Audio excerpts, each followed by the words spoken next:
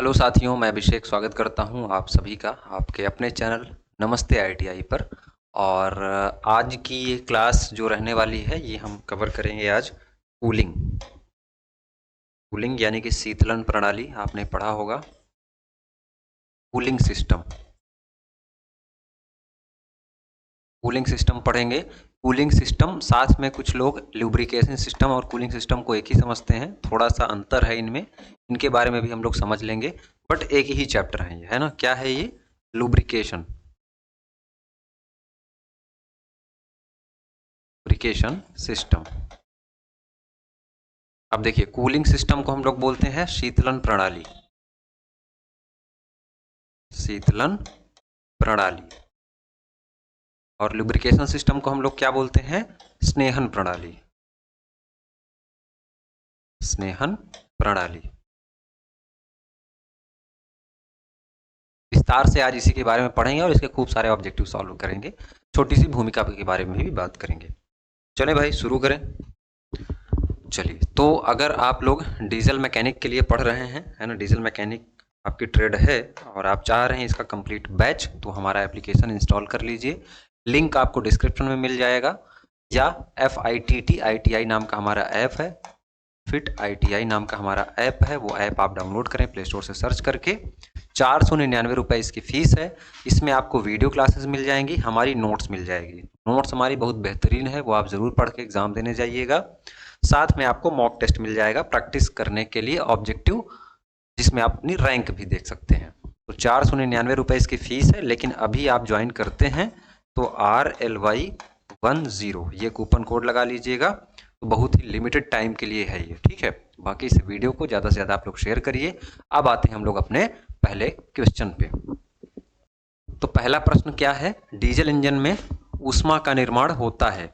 अब देखिए, पहले प्रश्न में पहुंचने से पहले थोड़ा सा हम लोग क्या करेंगे, एक छोटी सी भूमिका को देखेंगे। वो हमारी भूमिका क्या रहने वाली है कूलिंग सिस्टम को लेकर के।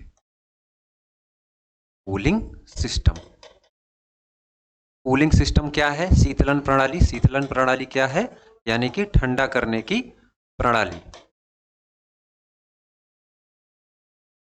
अब शीतलन प्रणाली की हमको आवश्यकता क्यों पड़ी, अगर इसके बारे में आप समझें तो अगर आपके पास कोई इंजन है, अगर आपके पास कोई इंजन है ना, हीट इंजन है, उस हीट इंजन को हम लोग क्या करेंगे, उस हीट इंजन के अंदर हमारा फ्यूल क्या हो रहा है, कंबशन हो रहा है, दहन हो रहा है फ्यूल का।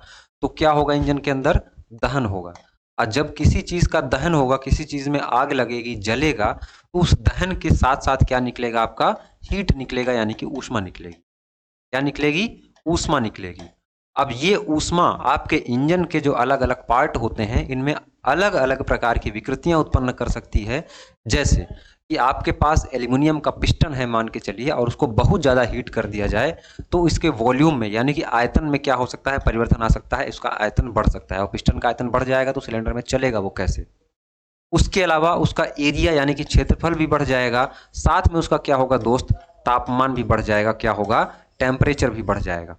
वी करके ऐसे ऊपर डंडा बना दिया, मतलब इंक्रीज हो रहा है, बढ़ रहा है। इसी तरीके से नोट्स भी हमारी आपको मिलेगी बहुत बढ़िया इफेक्टिव तरीके से, उसको जरूर पढ़ के जाना एग्जाम देने। उसके अलावा एरिया भी क्या हो जाएगा दोस्त, बढ़ जाएगा। तापमान भी क्या हो जाएगा, बढ़ जाएगा। बस इसी चीज को कम करने के लिए हमारे पास एक ही रास्ता है कि इस पूरी की पूरी हीट को हम लोग क्या करें, कम कर दें। इस हीट को पूरी की पूरी हम लोग क्या कर दें दोस्त, कम कर दें। तो अब इस हीट को कम करने के लिए हमारे पास तरीका क्या निकल के आया, निकल के आया कूलिंग। क्या निकल के आया? कूलिंग। तो कूलिंग क्या है? इंजन के आसपास के क्षेत्रों से हीट को यानी कि ऊष्मा को हटाना, ऊष्मा को दूर करना ही क्या है, आपका कूलिंग सिस्टम है, जो कि पूरी कूलिंग सिस्टम इसमें हम लोग पढ़ने वाले हैं। तो सवाल ये उठेगा सर कि आपने बोला कि लुब्रिकेशन अलग है, लुब्रिकेशन अलग है, यानी कि स्नेहक प्रणाली, स्नेहन प्रणाली अलग है, तो वो कैसे सर, है ना। स्नेहन प्रणाली अलग है तो वो कैसे? देखिए, कूलिंग क्या है कि इंजन, आपका इंजन पे दहन हो रहा है ना, उसकी हीट को आपको हटा रहा है। अब लुब्रिकेशन क्या है कि अलग अलग पार्ट हैं। जैसे मान के चलिए कि आपकी क्रैंक और क्रैंक सॉफ्ट आपस में क्या हो रही हैं, रोटेट हो रही हैं। पिस्टन और सिलेंडर क्या हो रहा है, आपस में एक दूसरे से मोशन में आ रहे हैं, फ्रिक्शन हो रहा है, दोनों के बीच में रिलेटिव मोशन हो रहा है, संपर्क हो रहा है, यानी कि दो पार्टों के बीच में संपर्क हो जाने से, दो पार्टों के बीच में जो संपर्क हो रहा है, संपर्क हो रहा है, उनके बीच में लगने वाले फ्रिक्शन को, उनके बीच में लगने वाले घर्षण को कम किया जा सके, या उस घर्षण से उत्पन्न हुई ऊष्मा को किया जा सके, कम किया जा सके, उसके लिए हम लोग क्या करते हैं, लुब्रिकेशन करते हैं ना, संपर्क के घर्षण को दूर करना, घर्षण को दूर करना, ये क्या हुआ दोस्त, आपका लुब्रिकेशन हुआ। इतनी सी बात क्लियर हुई। अब चलिए छोटी सी बात और, बहुत ज्यादा नहीं खींचेंगे, आएंगे हम लोग प्रैक्टिस पे, लेकिन थ्योरी आप प्लीज, आपसे रिक्वेस्ट है कि थ्योरी मेरा एक बार कंप्लीट आप लोग कर लेना। कोई भी एग्जाम आप दोगे बहुत बेहतरीन तरीके से आपका एग्जाम क्रैक होने वाला है।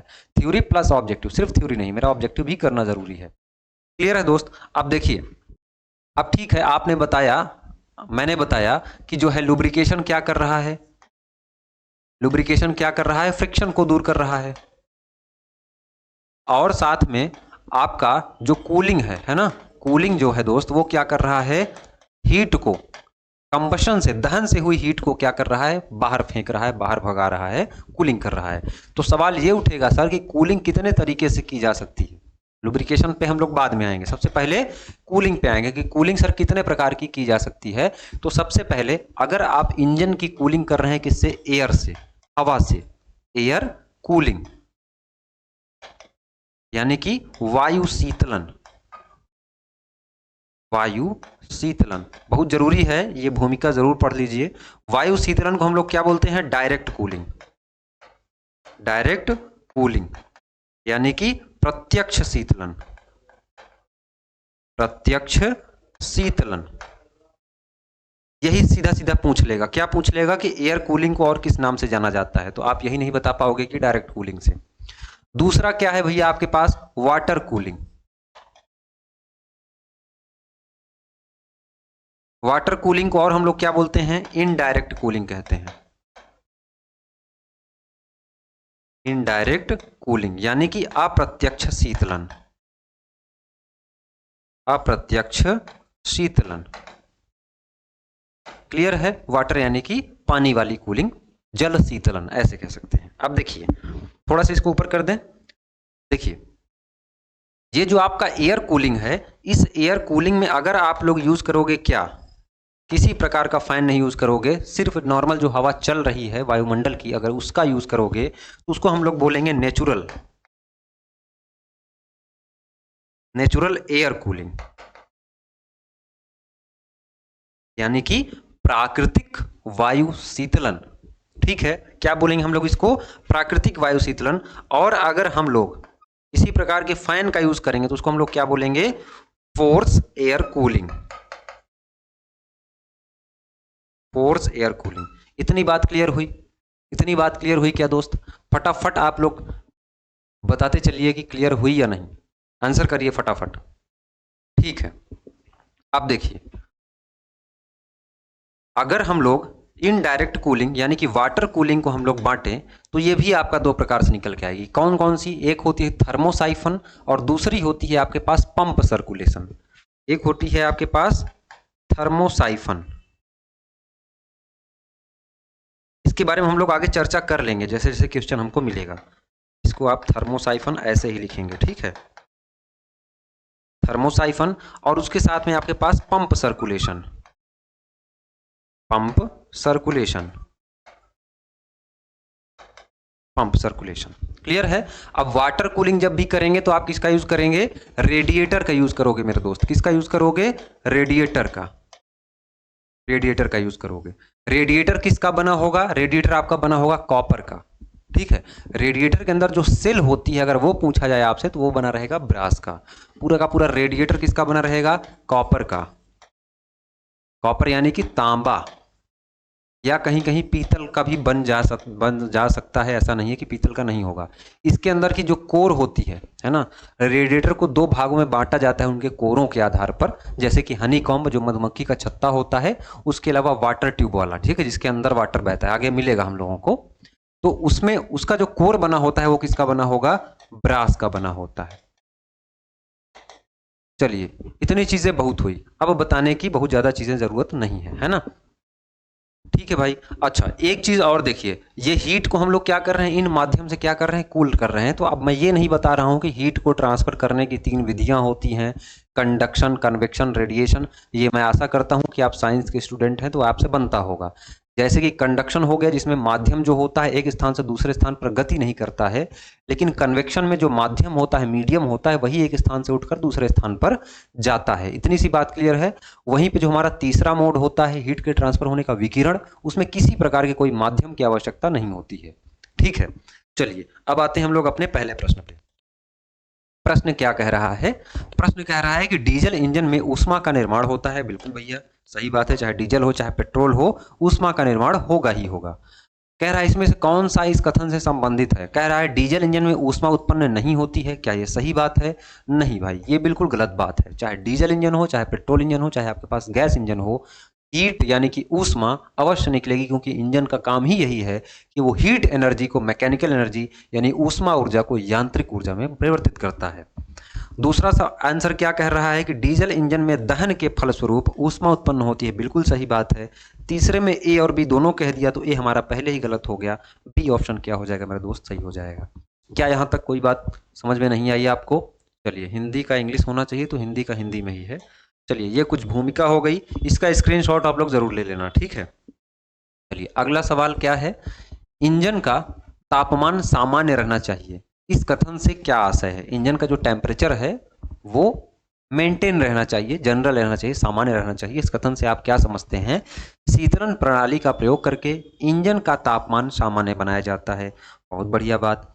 स्नेहन प्रणाली का प्रयोग करके इंजन का तापमान सामान्य बनाया जाता है। स्नेहन का नहीं भाई, है ना, स्नेहन का नहीं। स्नेहन का प्रयोग करके इंजन के तापमान को आप सामान्य नहीं बनाएंगे। इंजन के मेटिंग पार्ट्स के बीच में जो फ्रिक्शन हो रहा है, घर्षण हो रहा है, उसके बीच में आप ऑयल डाल देते हैं, ग्रीस डाल देते हैं। आप साइकिल चलाते हैं तो साइकिल के उन सब सारी जगहों पे जहाँ पे वो आपस में रगड़ खा रहा है, फ्रिक्शन हो रहा है उनके बीच में, वहाँ पे आप कुछ ना कुछ ऑयल डाल देते हैं, जिससे कि क्या हो, उसमें घर्षण ना हो और आपका पार्ट घिसे ना, इसलिए ना।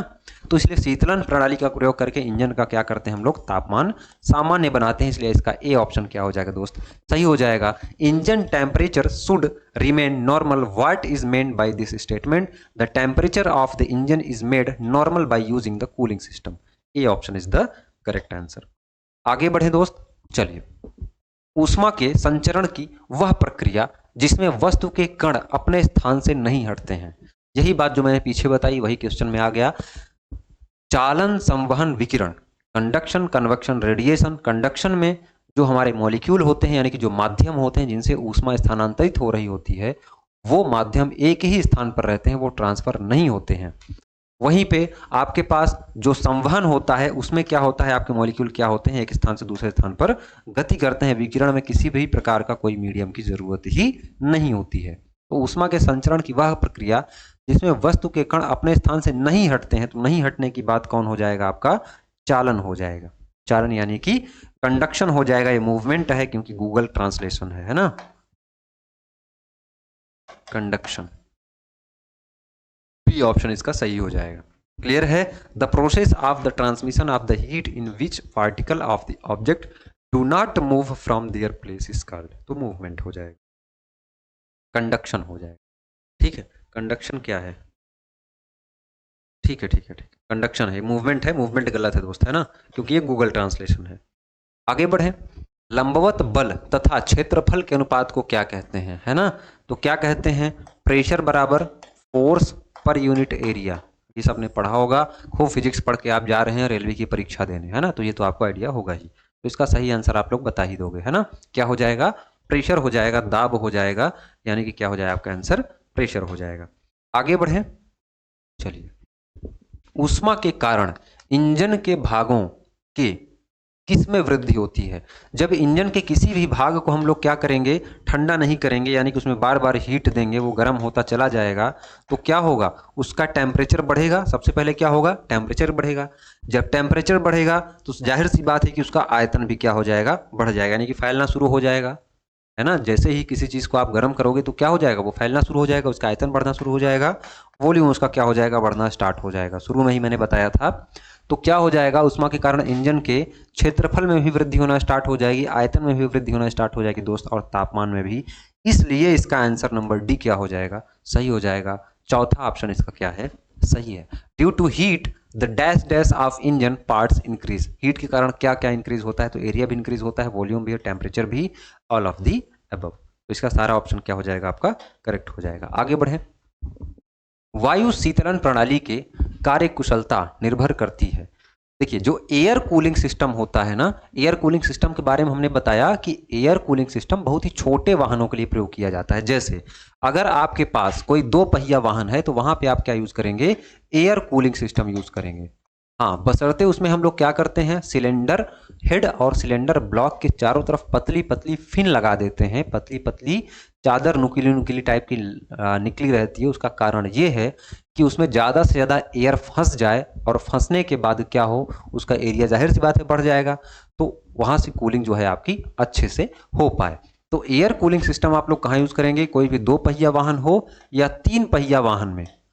3 पहिया वाहन में आप जो यूज़ करोगे वो क्या यूज़ करोगे, एयर कूलिंग सिस्टम। यही नहीं, इसके साथ साथ अगर आप कोई आपके पास एयरप्लेन का इंजन है, कोई हवाई जहाज वाले जितने भी इंजन होते हैं ना, एयर इंजन, मैं ऐसे लिख देता हूँ, जितने भी इंजन होते हैं उसमें भी आप क्या करते हैं, एयर कूलिंग यानी कि वायु शीतलन प्रणाली का ही यूज़ करते हैं। इसके फायदे और नुकसान के बारे में बात की जाए तो फायदा यही है कि बहुत ही सिंपल होता है, किसी प्रकार कोई रेडिएटर की ज़रूरत नहीं होती है। लेकिन नुकसान क्या है, ये आवाज़ बहुत करता है। जाहिर सी बात है, बहुत सारे फिन हैं, हवा में तेज़ी से चलेगा तो फर फर फर फर की आवाज़ करेगा। उसके साथ में इसमें फिन काटना थोड़ा सा मुश्किल हो जाता है ना। ये सारी चीज़ें इसके नुकसान और फायदे हैं, जो कि बहुत ही सिंपल है, आप लोग बता दोगे। कार्य कुशलता किन पर निर्भर करती है, वायु की मात्रा पर। जाहिर सी बात है कि जितना ज़्यादा एयर आपके इंजन के पास टकराएगा एयर कूलिंग सिस्टम में, उतना अच्छा कूलिंग कर पाएगा। एयर कम होगा तो कूलिंग अच्छी नहीं होगी। तो क्या ये सही है, बिल्कुल सही है। वायु की मात्रा पर एयर कूलिंग निर्भर करती है। प्रणाली में प्रयुक्त पंखे की सतह के क्षेत्रफल पर जो पतली पतली फिन लगी होती हैं, उनका एरिया कितना बड़ा है, इस बात पे भी डिपेंड करता है कि जो है आपका कितना ज़्यादा कूलिंग हो पाएगा। तो इसका बी ऑप्शन भी क्या हो जाएगा, करेक्ट हो जाएगा। वहीं पे वायु के वेग पर, बिल्कुल वायु का वेग भी अगर तेज रहेगा तो अच्छे से ज़्यादा से कूलिंग, क्योंकि उतना जो एयर रहेगी वो हीट लेकर के बाहर निकल जाएगी, फिर दूसरी एयर आएगी।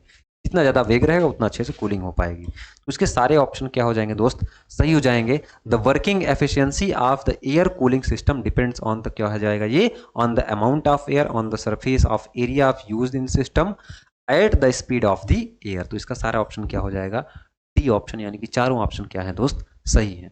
यहां तक किसी को कोई समस्या है क्या, यहां तक किसी को कोई दिक्कत है क्या, फटाफट आंसर करते रहिए, है ना। चलिए, दिए गए चित्र में, चित्र दिया गया है, कौन सी कूलिंग प्रणाली दर्शाए, अच्छा ये कूलिंग चित्र दिया हुआ है। देखिए हमने बताया कि जो एयर कूलिंग सिस्टम होता है उसमें पतली पतली फिन लगी होती हैं, और वाटर कूलिंग सिस्टम में क्या लगा होता है, वहां पे आपका रेडिएटर लगा होता है। तो देखिए एयर कूलिंग सिस्टम है, यहाँ पे पतली पतली फिन लगी हुई हैं। इन पतली फिनों के बीच में क्या हो जाएगी, हवा आकर के फंस जाएगी। अब ज़्यादा फंसेगी। अब बहुत छोटा सा अगर ऐसा बस इंजन रहता आपका, सिर्फ इतना इंजन रहता, तो इसमें हवा आके कितना फंस पाती, नहीं फंस पाती। यहाँ पे एरिया ज़्यादा हो गया, ये इतनी बड़ी फिन हो गई यहाँ तक। हालांकि ये सब कॉन्सेप्चुअल चीज़ें हैं, आपको समझ में आ गई होंगी। तो क्या है यहाँ फिन के आसपास, ये इसको क्या बोलते हैं, इसको फिन बोलते हैं। कभी कभी ये भी पूछ लिया जाता है कि एयर कूलिंग सिस्टम में आसपास जो पंखे लगे होते हैं उनको क्या कहते हैं, उनको फिन कहते हैं। तो ये कौन सा है, अच्छा हाँ, ये यहाँ पे पूछ लिया, प्रत्यक्ष और अप्रत्यक्ष। तो मैंने बताया था ना, कूलिंग आपकी होगी कितने प्रकार से दोस्त, 2 प्रकार से, है ना। एक होगी आपके पास एयर कूलिंग, एक होगी आपके पास वाटर कूलिंग, बताया था ना। एयर कूलिंग को हम लोग और किस नाम से जानते हैं, डायरेक्ट कूलिंग के नाम से जानते हैं, और वाटर को हम लोग क्या बोलते हैं, इनडायरेक्ट कूलिंग, इनडायरेक्ट कूलिंग। अच्छा जरा बताइए आप लोग, अगर अभी तक रुके हुए हैं, तो ये वाटर यानी कि इनडायरेक्ट कूलिंग कितने प्रकार की होती है, उन दोनों के नाम आप जरा कमेंट में लिख देना। मैं समझ जाऊंगा कि कितने लोग इस प्रश्न तक पहुंच पाए हैं, है ना।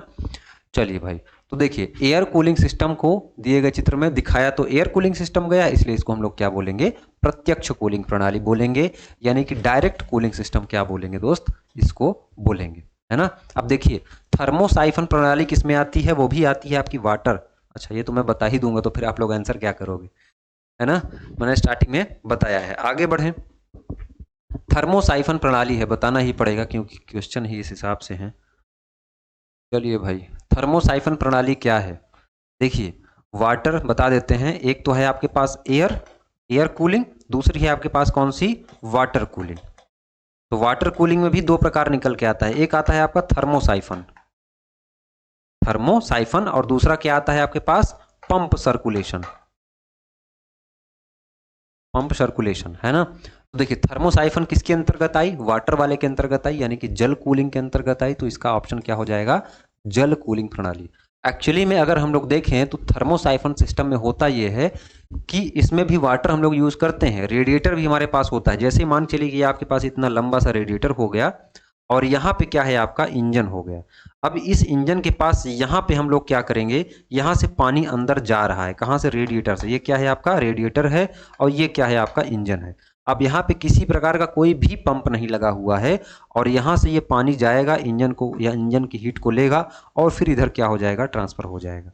इसी सर्कुलेशन में काम होता रहता है, उसको हम लोग क्या बोलते हैं, थर्मोसाइफन प्रणाली कहते हैं। जबकि जब आपका पंप सर्कुलेशन होता है तो यहीं पे एक पंप लगा दिया जाता है, सेंट्रीफ्यूगल पंप का यूज किया जाता है। ठीक है, ये भी आपको याद होना चाहिए। चलो भाई, इसका क्या हो जाएगा, वाटर कूलिंग सिस्टम। आगे बढ़ें, आगे बढ़िए।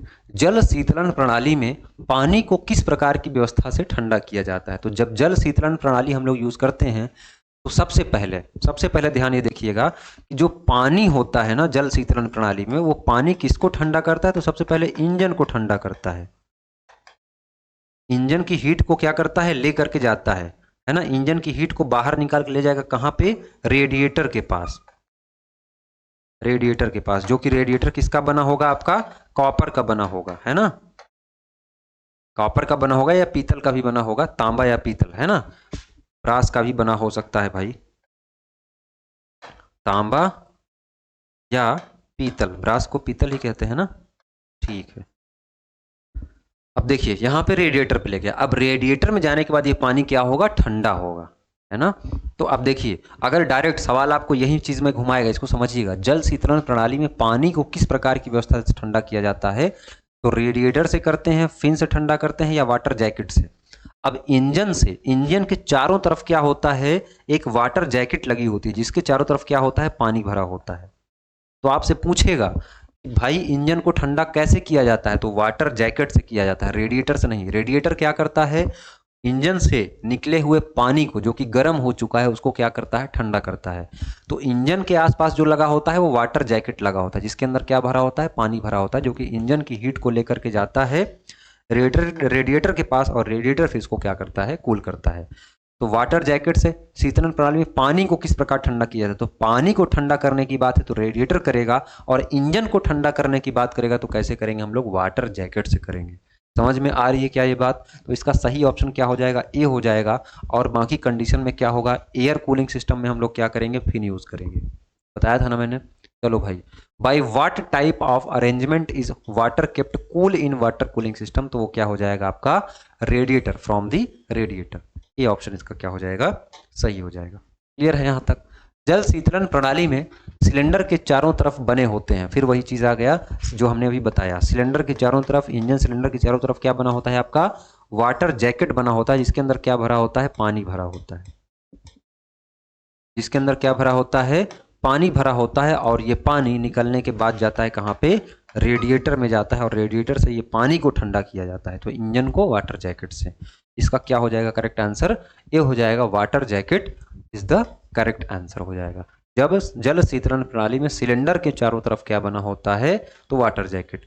और फिन्स किसके चारों तरफ बना होता है, तो जब भी आपका यहाँ पे एयर हो जाए, अगर हवा हो जाए तो फिन, है ना, बी ऑप्शन हो जाता है। ठीक है, अभी फिलहाल ए ऑप्शन इसका क्या है, सही है।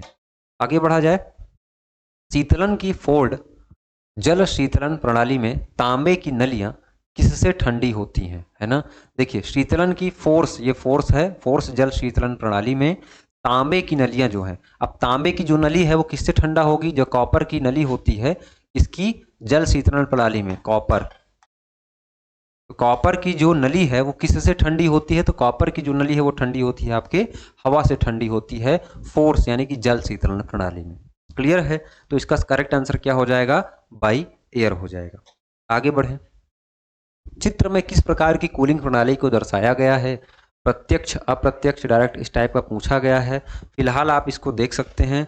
अच्छा ठीक है, ये तो है यहाँ पे वाटर, और ये है आपका पूरी तरह से रेडिएटर, और ये है आपका हेडर टैंक, ये वाला पूरा रेडिएटर, छोटे छोटे क्या है आपके कॉइल हैं। ठीक है, यहाँ पे आप देखेंगे कलेक्टर टैंक जो कि कलेक्ट करता है वाटर को, फिर भेजता है कहाँ पे, यहाँ पे। वाटर का सर्कुलेशन कुछ ऐसा होता है।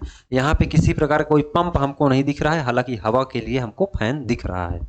तो ये किस प्रकार का है, ये है आपका सबसे पहले तो वाटर, पानी भरा हुआ है तो आपका वाटर ही है ना, है तो आपका वाटर ही। तो अब वाटर में आपने देखा था, वाटर में आपने देखा था कि दो प्रकार निकल के आया था, कौन कौन सा, एक था आपके पास थर्मो, और दूसरा दोस्त आपके पास क्या था, पंप, है ना।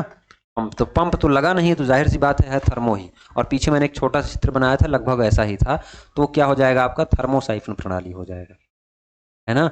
क्या हो जाएगा, थर्मोसाइफन प्रणाली हो जाएगा, यानी कि सी ऑप्शन सही हो जाएगा। देखिए यहाँ पे आप लोग टिक कर सकते थे अप्रत्यक्ष प्रणाली भी, यानी कि वाटर कूलिंग सिस्टम भी, लेकिन वाटर कूलिंग सिस्टम के प्रकार को भी बताना है, क्योंकि सीधा सीधा इसे दे दिया यहाँ पे। ठीक है, तो इसका क्या हो जाएगा करेक्ट आंसर, थर्मोसाइफन सिस्टम। आगे बढ़े दोस्त, चलिए। डीजल इंजन की जल शीतलन प्रणाली में वायुमंडलीय वायु प्रवेश करने के लक्षण क्या हैं। अगर डीजल इंजन की वाटर कूलिंग सिस्टम हो रही है कहीं पे, यानी कि पानी से रेडिएटर द्वारा ठंडा किया जा रहा है, उसके अंदर बाहर की हवा जैसे ही घुसेगी ना, उसका कलर बदल के क्या हो जाएगा दोस्त, ग्रीन हो जाएगा। क्या हो जाएगा, ग्रीन हो जाएगा।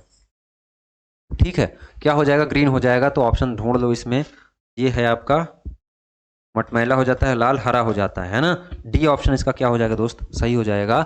What are the symptoms of atmospheric air entering the water cooling system of diesel engine, तो क्या हो जाएगा, द कूलेंट टर्न्स ग्रीन। क्या हो जाएगा, ग्रीन हो जाएगा। डी ऑप्शन इसका क्या हो गया दोस्त, करेक्ट हो गया। समझ में आ रही हैं चीजें यहाँ तक। चलो भाई, किस प्रकार के रेडिएटर कोर में पानी ट्यूब में से होकर के जाता है। देखिए कोर के आधार पर रेडिएटर को बांटा गया है, दो भागों में बांटा गया है। कौन कौन सा बांटा गया है, एक है आपके पास ट्यूबुलर कोर, कौन सा, देखिए कोर के आधार पर रेडिएटर को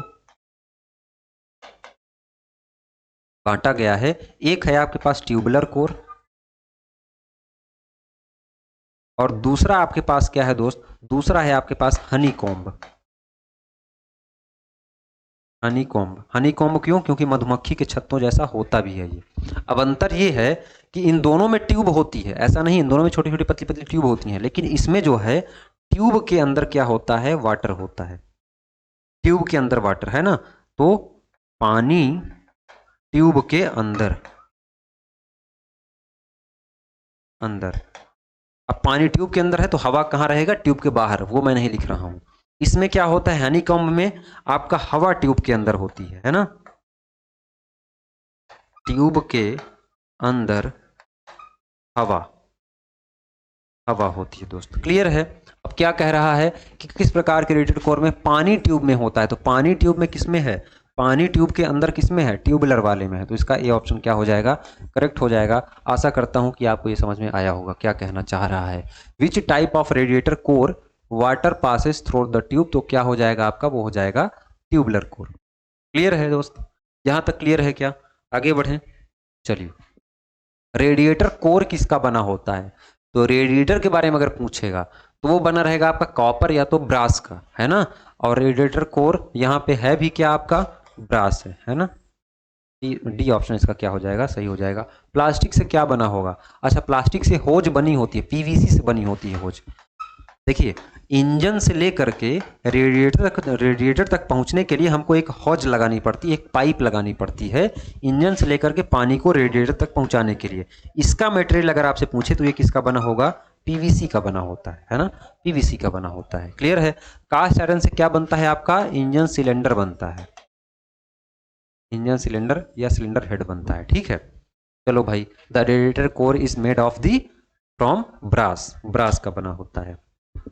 थर्मोस्टेट वाल्व को पानी के, देखिए थर्मोस्टेट वाल्व क्या होता है, थर्मोस्टेट वाल्व एक फिक्स्ड टेम्परेचर को मेंटेन करता है। अगर टेम्परेचर उससे बढ़ा तो क्या हो जाएगा, थर्मोस्टेट वाल्व ओपन हो जाता है। और ये लगाया कहाँ जाता है, ये मान के चलिए आपका इंजन है, ये आपका इंजन है, यहाँ पे आपका वाटर जैकेट लगा हुआ है, यहाँ पे वाटर जैकेट लगा हुआ है, यहाँ पे भरा हुआ है पानी, है ना।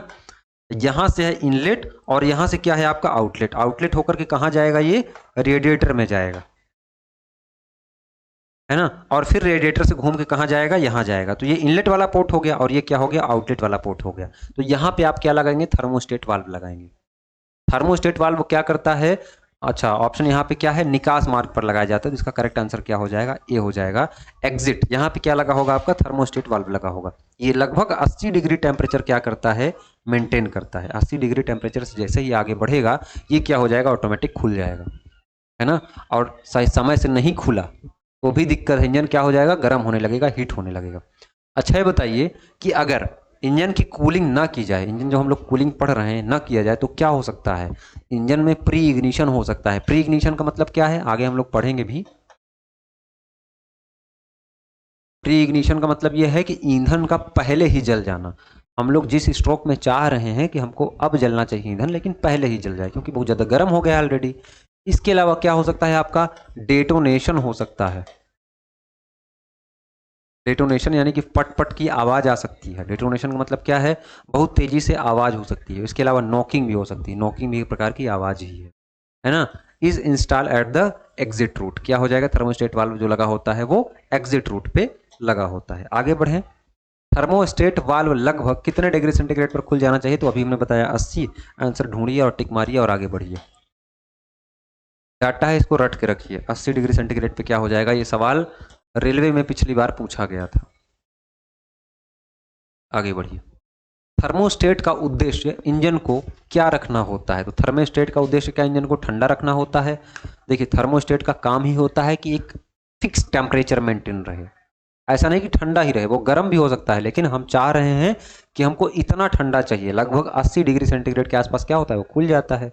तो इसका मतलब क्या है, इसका मतलब है कि निश्चित तापमान पर इंजन को बनाए रखने में मदद करता है, यानी कि एक फिक्स टेम्परेचर, है ना, एट सर्टेन टेम्परेचर पे क्या करता है, बनाए रखने का काम क्या करता है, आपका थर्मोस्टेट करता है। और इसका उद्देश्य यही होता है ना।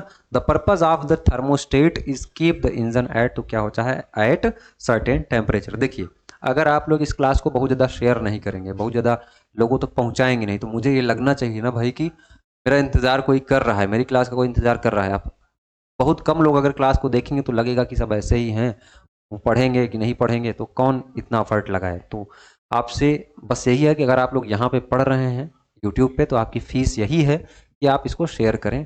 जिन ज़रूरत लोगों को ज़रूरत है इस क्लास की, उन लोगों तक इस क्लास को साझा ज़रूर करें। आगे बढ़ें। यदि थर्मोस्टेट वाल्व खुली पोजीशन में रह जाता है, अभी मैंने बताया, तो क्या हो जाएगा, आपका इंजन क्या हो जाएगा, गर्म हो जाएगा। क्लियर है, इंजन क्या हो जाएगा, आपका हीट हो जाएगा। Engine will heat up slowly, है ना। क्या हो जाएगा, अगर थर्मोस्टेट वाल्व खुली पोजीशन में रह गया, यानी कि बंद हुआ ही नहीं, तो लगातार पानी क्या रहेगा, बहता चला जाएगा, बहता चला जाएगा।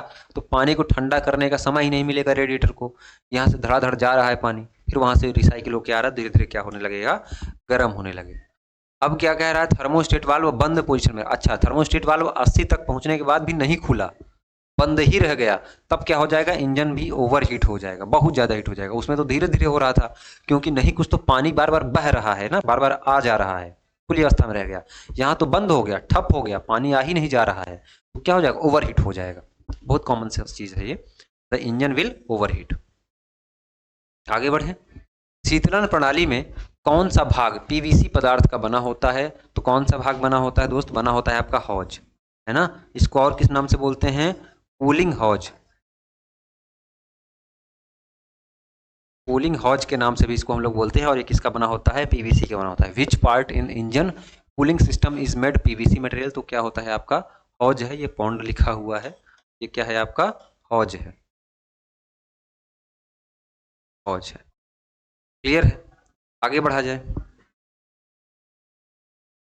क्या हो रहा है ये, चलिए आगे बढ़ें। इंजन शीतलन प्रणाली में वाटर पंप पानी को इंजन ब्लॉक तक किसके द्वारा ले जाता है, तो किस फोर्स के द्वारा ले जाता है, तो किस फोर्स के लिए द्वारा ले जाएगा, तो सेंट्रीपिटल फोर्स के द्वारा ले जाएगा, B option. The water pump in engine cooling system pump water to engine block throughout, तो क्या हो जाएगा, सेंट्रीपिटल फोर्स, है ना। आगे बढ़े। रेडिएटर सामान्यतः किस पदार्थ के बने होते हैं, तो रेडिएटर किसका बना होगा आपका, है ना, कॉपर का बना होता है, तो कॉपर ये है ना, कॉपर ये है। कॉपर के साथ साथ पीतल का भी बना हो सकता है, सिर्फ पीतल आपने देखा यहाँ पे टिक कर दिया तो हो जाएगा गड़बड़। मेन बना होता है कॉपर का, कुछ कंडीशन में इसको हम लोग ब्रास का भी बनाते हैं। ठीक है दोस्त। What material are radiators generally made of, तो वो किसका बना होता है, आपका बना होता है कॉपर एंड ब्रास का।